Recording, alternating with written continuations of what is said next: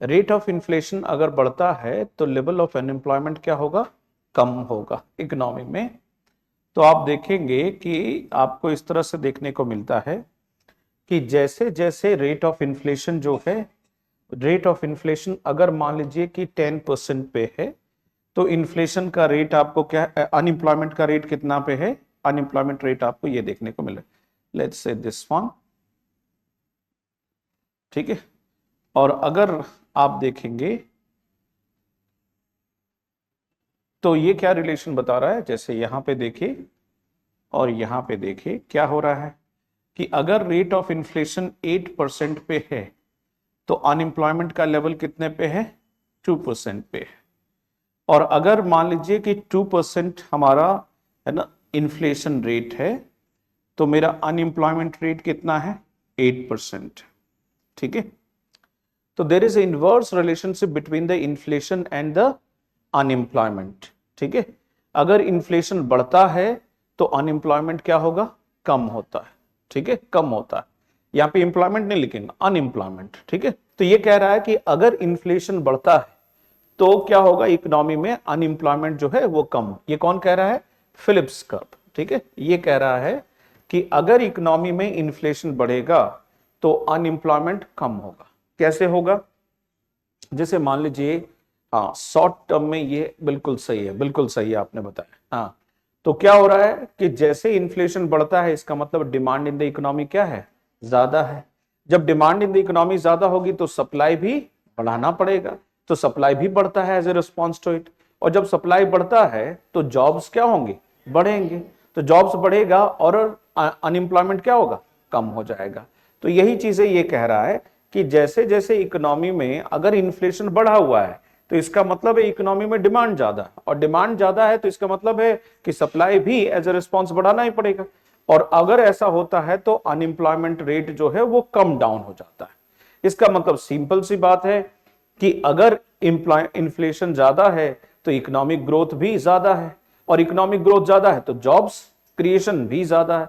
ये सीधा सीधा स्ट्रेट फॉरवर्ड रिलेशन बता, जैसे जॉन माइनार्ड किन्स ने कहा था, किनीशियन थॉट है ये। किनीशियन थॉट क्या कह रहा है कि देखो जितना ज्यादा इन्फ्लेशन हो रहा है, जितना ज्यादा इकोनॉमिक ग्रोथ होगा, इन्फ्लेशन भी बाउंड टू अकर। लेकिन इकोनॉमिक ग्रोथ होगा तो इसका फायदा दूसरी तरफ होगा कि जॉब क्रिएशन भी इकोनॉमी में होगी। तो ये उसी रिलेशन को इस्टेब्लिश कर रहा है, ठीक है। लेकिन आपने खुद ही कहा अभी कि ये रिलेशन हमें लंबे समय तक नहीं दिखता है ना।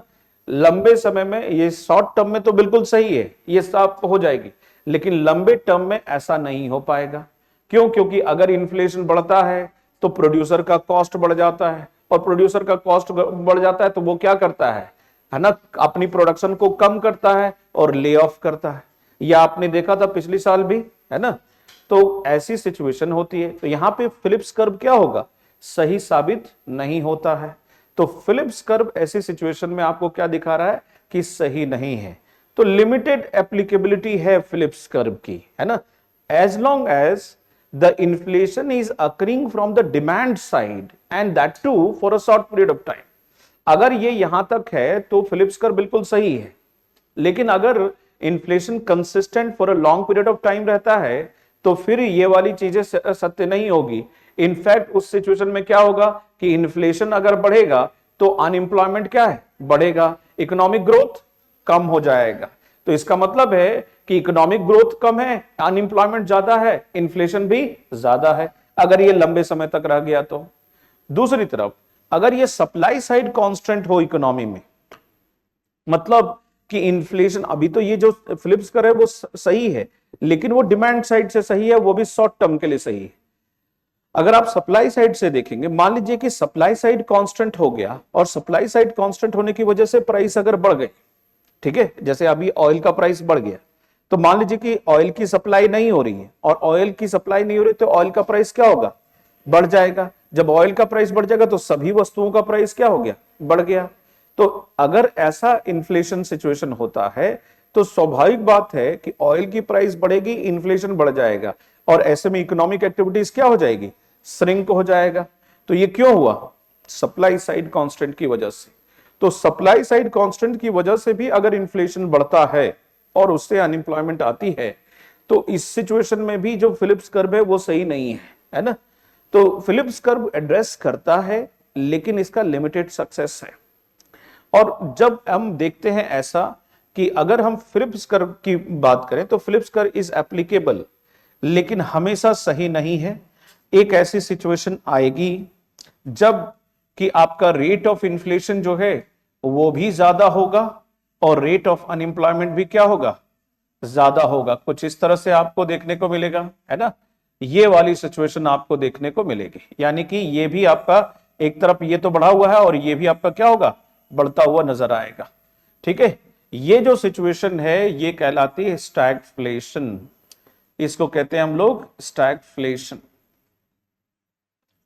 स्टैगफ्लेशन। ठीक है, तो इसमें अनएम्प्लॉयमेंट भी आपका क्या हुआ है, बढ़े हुए लेवल पे है, और जो आपका इन्फ्लेशन है वो भी बढ़ा हुआ लेवल पे है। So this situation is known as stagflation. ठीक है, तो स्टैगफ्लेशन, और स्टैगफ्लेशन अकर हो सकता है किसकी वजह से, डिमांड साइड की वजह से भी और सप्लाई साइड की वजह से। डिमांड साइड में लॉन्ग टर्म में और सप्लाई साइड में, सप्लाई साइड कांस्टेंट की वजह से अगर इन्फ्लेशन हो तो वैसे सिचुएशन में आकर हो सकता है। For more informative content, like, share and subscribe, and do not forget to press the bell icon to get the notifications.